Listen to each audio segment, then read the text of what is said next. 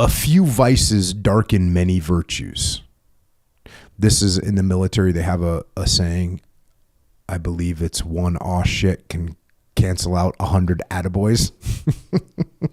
You make one mistake, it's like it's all thrown out. And here you got someone that's got a really good, lots of good things going on, lots of good virtues, but they got that vice or a couple little vices, and that darkens everything. So be careful. Next one, after one vice, a greater follows. That's like the gateway vice, right? The gateway drug. Slippery slope.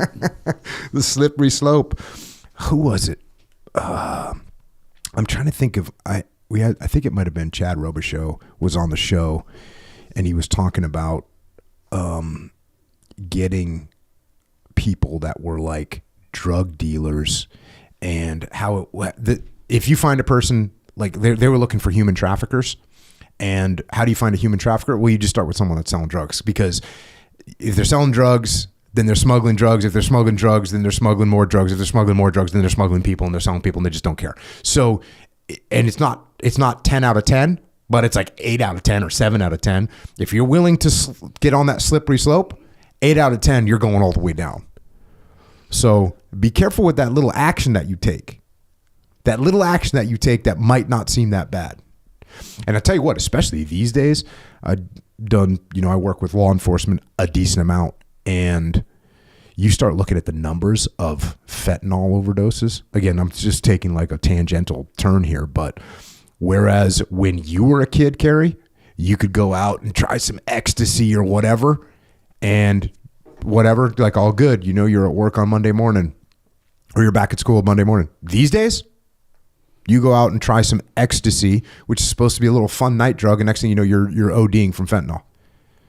So that's an involuntary escalation of vices that you're going to get. So kids out there, don't do it. Don't do it. You said something the other day. You were like, we were talking about stuff that was going on, and you were like, I don't accept that. And that was such a powerful thing. It was just something, when I heard it, I was like, damn, like I need to start saying that to myself about some things, where it's like, no, I don't accept that. There's no next step down the slippery slope. No, just negative, keep moving. I need to keep this. I was thinking about, occasionally I'll get asked, what views have changed for you? And I'm normally like, well, not really many. I don't really know any, because guess what? How's your view changed on leadership? Well, it's cover, move, simple, prioritize, and execute, decentralize, command, take ownership, and things like that really hasn't changed. But one thing that, if you listen to the past 10 years of the podcast, in the beginning of the podcast, when people would ask about alcohol, I'd be like, well, there's a bonding and it's okay. And it's like, you do some stuff and blah, blah, blah. And I was somewhat forgiving. Going back to the forgiveness thing, somewhat forgiving of alcohol. And now I just have no forgiveness. I have nothing good to say about it. And I believe it is just 100% bad. 100% bad. If you listen to early podcasts, I probably sounded like alcohol was 50% bad or 60% bad. But now I think it's 100% bad. There's nothing good is going to come from it. That's one vice that's going to lead to others. You're not getting rolled up at 2:00 in the morning for a fight sober. It's not happening. It's not happening. So let's keep that in mind. Next one. A fool's tongue is long enough to cut his own throat. So, yeah, let them run their mouths. That's another thing, I get asked of, how do I get people to listen to me? But also, I got this person that loves to talk so much. Well, let them talk. Let them talk. Keep going. And eventually, they'll be quiet. A grinning face often hides a foul heart.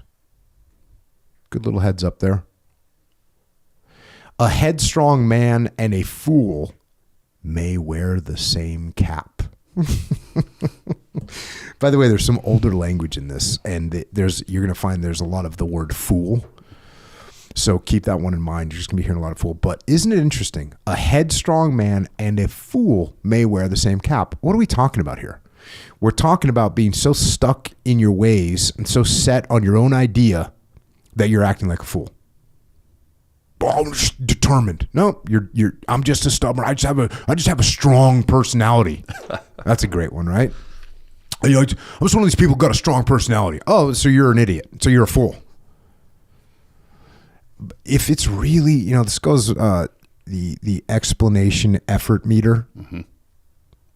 How hard is it for me to explain my idea? At a certain point, if it's so hard to explain to you, Carrie, why we should do things a certain way, or why should we go to this place, or why we should do this thing, if it's that hard for me to explain, maybe I should check myself.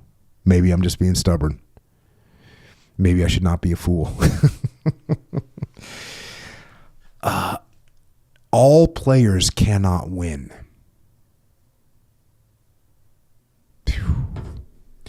Important thing to think about. All players cannot win. And I think it's the most important thing to think about here is, how often are you the player that's not going to win? If you're me, it's quite a bit. I wasn't winning much, It's, if we think we're going to win every single time, we're going to have problems. All players cannot win, and sometimes you're going to get bested by someone else, and that's frustrating. I was talking to a kid the other day about winning and losing, and it was actually a female. And I said, well, do you like winning more or do you hate losing? And immediate response, I hate losing. Immediate response. Which is a drive. Some people are driven by that. Michael Jordan, you hear these stories, and if you watch The Last Dance, you watch The Last Dance, right? Oh, yeah. Yeah, like someone beats him in some freaking card game, and he would let it fester inside of him. And that's cool if you're going to use that to drive. But, every game in life is not just a game. There's real things in life where you sometimes are going to lose. All players cannot win. And I think it's important to recognize that. Recognize that all players cannot win. Look, try hard to win. It's kind of like the winning at all costs statement that I did a few years ago. And boy, we suckered in a lot of people with that one. And Echo made it into a whole video, and he set it up real nice.